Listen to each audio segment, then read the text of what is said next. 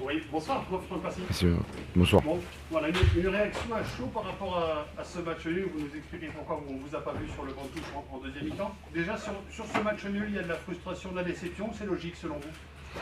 Sur l'ensemble du match, c'est logique, puisque la première mi-temps, je pense qu'elle a été quand même pour nous. On a eu des occasions, on aurait pu avoir le 2-0. On ne l'a pas fait. Et puis derrière, il y a eu une expulsion injustifiée. Donc quelque part, sur de la frustration sur la première mi-temps, mais après la deuxième mi-temps, ils ont eu quand même quelques occasions. On aurait pu le perdre ce match, donc c'est un bon point de prix. Quand on ne peut pas le gagner, il ne faut pas le perdre, c'est ce qu'on dit souvent. Exactement, c'est ça. C'est ça, je crois que d'abord je vais féliciter mes joueurs parce qu'ils sont battus jusqu'à la fin. Ils ont joué longtemps à 10 contre 11. Et dans la situation où on est, des fois c'est pas difficile. Mais je les ai trouvés presque plus concentrés à 10 qu'à 11. Alors, on ne vous a pas vu sur le banc de touche en deuxième mi-temps. Racontez-nous ce qui s'est passé dans les vestiaires. Non, j'ai juste demandé à monsieur l'arbitre pourquoi son arbitre de touche, qui avait probablement vu l'action où mon joueur ne touche pas du tout le joueur de Châteauroux. Bon, mais apparemment c'était trop. Et vous avez des mots assez durs avec lui ou pas? Non, Pas du tout, non, pas du tout. Non, au contraire, je suis ami des arbitres, moi. D'habitude, j'en parle jamais. Donc c'est pour ça que je... Mais bon, c'est comme ça, c'est le foot. Pour une première en Ligue 2, bon voilà. Hein. Ben voilà, pour une première, ce sera une première expulsion. Ouais, bon voilà.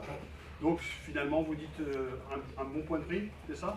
Oui, oui, c'est un bon point de prix. Je veux dire, voilà, il reste 51 points à prendre. On doit en prendre 22 maintenant pour rester en Ligue 2. Donc voilà, on va grappiller ce qu'on peut grappiller petit à petit, grappiller des places et puis rester en Ligue 2.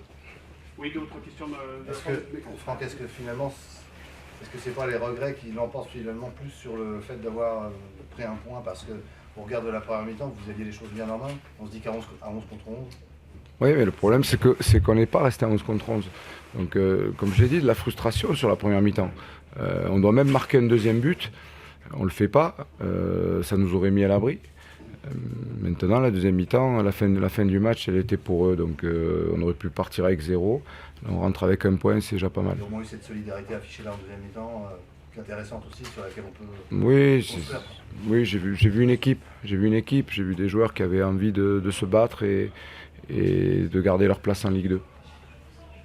Parfait. D'autres questions à Franck Passy? Non? Parfait. Merci beaucoup. Bonsoir. Franck Passy, l'entraîneur de Niort, et qui nous rejoint un instant sur France Bleu Berry. Bonsoir. Bonsoir. Bon, un partout face à Niort. Je vais vous poser la même question qu'à Franck Passy. C'est logique. Il y a de la frustration, vous méritiez mieux. C'est quoi votre sentiment, Nicolas? Bon, au vu des occasions en seconde période, alors certes on était en supériorité numérique, mais on doit être beaucoup plus réaliste. On doit être beaucoup plus réaliste. Alors j'ai en tête l'occasion de Shaker sur le coup de pied arrêté, l'occasion de Christo, d'Ilias, la barre de Philippe. Donc ça fait quand même pas mal de grosses occasions. Donc il faut mettre en avant aussi les deux arrêts du gardien qui a fait deux super arrêts. Cette équipe même à 10 a eu des phases de possession qui nous ont quand même posé problème. Elle était capable de ressortir les ballons, mais on doit être beaucoup plus réaliste dans un match comme ça. Vous prenez qu'un point. Ça vous convient ou pas? Non. Il nous en manque deux là ce soir. Au vu du scénario, alors c'est vrai qu'on avait une fois de plus fait une entame où on se met en difficulté, mais pour une fois on est revenu juste avant la mi-temps et sur la seconde période il fallait être patient, utiliser la largeur. Donc c'est ce qu'on a réussi à faire plutôt sur le côté gauche que sur le côté droit. La relation Chouaref-Opéry a été de meilleure facture en seconde période, mais après effectivement il faut la mettre au fond. Voilà.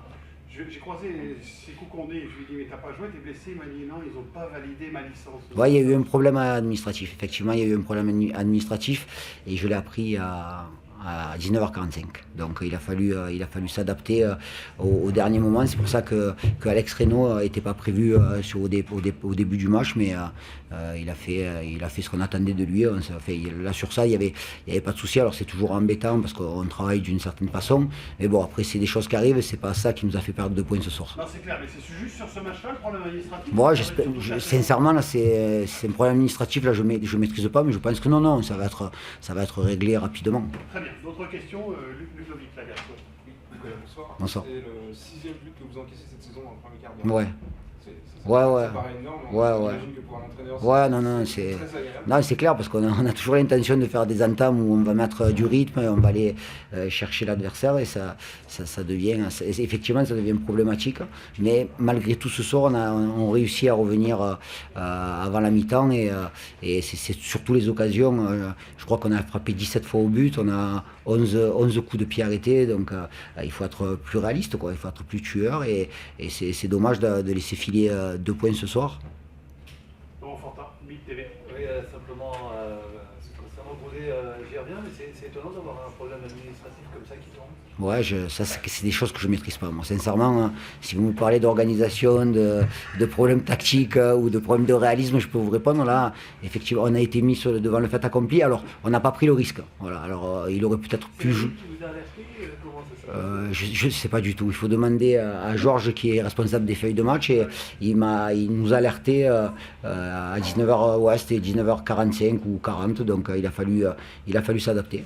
Et Gilles Sudu, la sortie de Gilles Sudu. Ouais, c'était pas prévu, mais on se doutait bien qu'il n'aurait pas le carburant nécessaire pour jouer les 90 minutes. Donc il a joué 65 minutes, on avait tablé sur 60, donc il a fait 5 minutes de plus.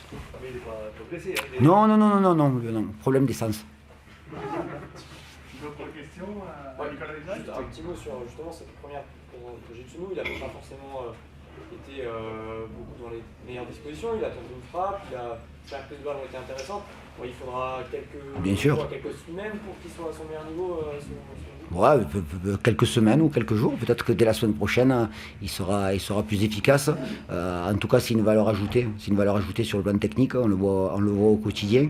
Et c'est là qu'on en a besoin, quoi, parce qu'on manque malheureusement assez souvent de maîtrise technique sur le dernier geste, sur le dernier contrôle. Donc Gilles doit nous apporter ça. Après, c'était son premier match à Gaston Petit. Il avait, malgré sa grande expérience, toujours une petite émotion de jouer. Je pense qu'il a voulu beaucoup en faire en début de match et il a perdu un peu de force, mais je suis très confiant. Voilà, je suis très confiant. Parfait, merci Nicolas Lézard. Plus questions, merci Nicolas. Merci.